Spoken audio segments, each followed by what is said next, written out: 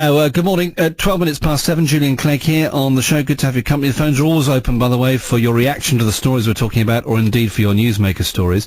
You might want to react to this one too, because innocent motorists who challenge speeding or other motoring offences could end up thousands of pounds out of pocket.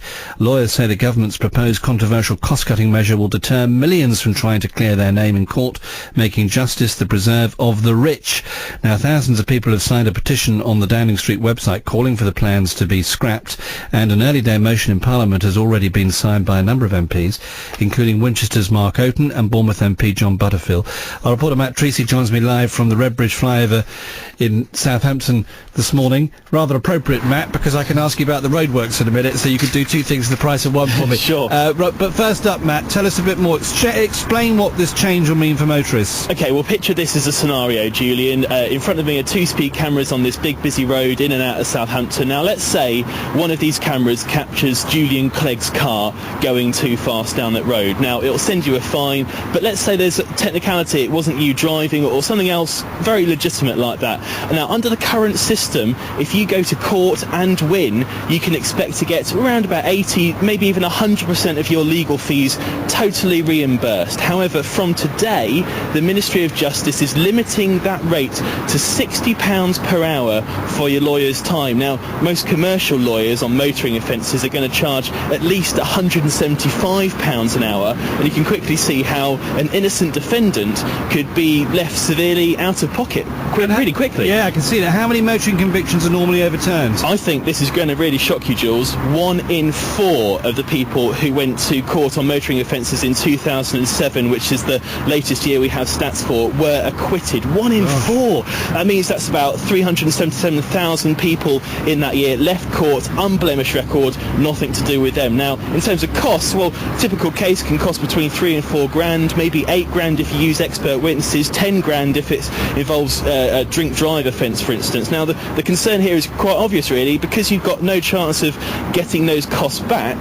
Many people simply won't afford to be able to go to court, clear their name, and tens of thousands, potentially, of innocent motorists will have no option other than to take the penalty.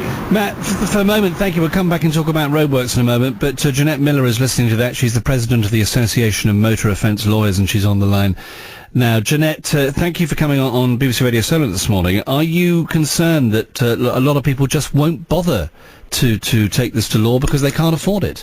Yes, absolutely, Julian. I was absolutely amazed when the news broke in June this year that the government were planning to go ahead with these changes. There'd been a consultation back from November 2008, similar to the story you had on before. There were 93 responses to the consultation, and I believe 90% of them were strongly opposed to any change in the rules. First of all, the consultation was based on a number of misconceived premises. So basically, they'd started on the wrong footing. And organisations such as the Association of British Drivers and the Criminal Bar Association, my own Association of Motor Offence Lawyers, all responded in detail to explain why these rules just were going to create great unfairness. It doesn't just apply to motorists either, it applies to any defendant in a magistrate's court. But as I'm the president of the Association of Motor Offence Lawyers, I come across motorists every day in my business, so that's where I'm coming from. And the other point with motorists is they're not eligible for legal aid in the first place, so they have no option but to pay privately in the majority of cases. Do you know, Jeanette, I didn't even know that they were going to change the rules. I mean, it's like all these things, they slip out, these things slip out, don't they, particularly in the summer months. You miss it, and the next thing you know, the law's coming in. Well, I think the Ministry of Justice have relied on people either not understanding what this is about or thinking it doesn't affect them. But as your reporter on the road just mentioned, the number of people it affected in 2007 is quite significant.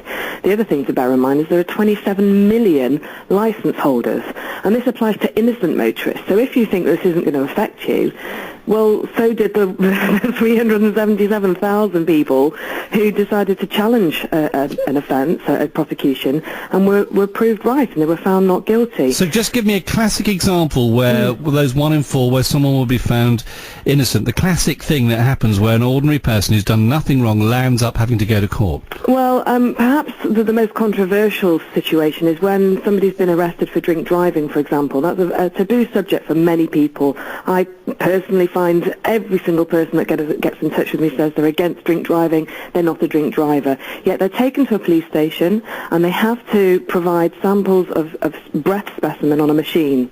Now, if you try, but the machine doesn't register your sample, you'll be ending up in court with a more serious offence in drink driving. It's called failing to provide a specimen.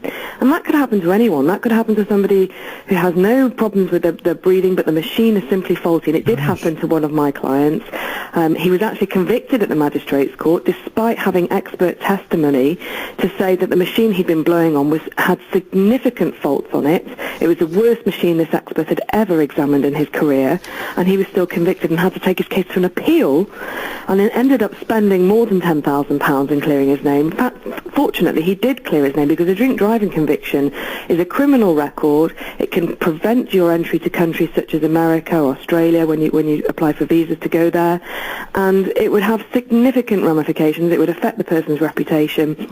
So we're talking about that kind of person. Right. Jeanette, I'm going to have to leave it there because I'm right out of time, but this is something we're going to develop on the show this morning. Thank you very much for getting our debate off to a good start. I'm really grateful to you.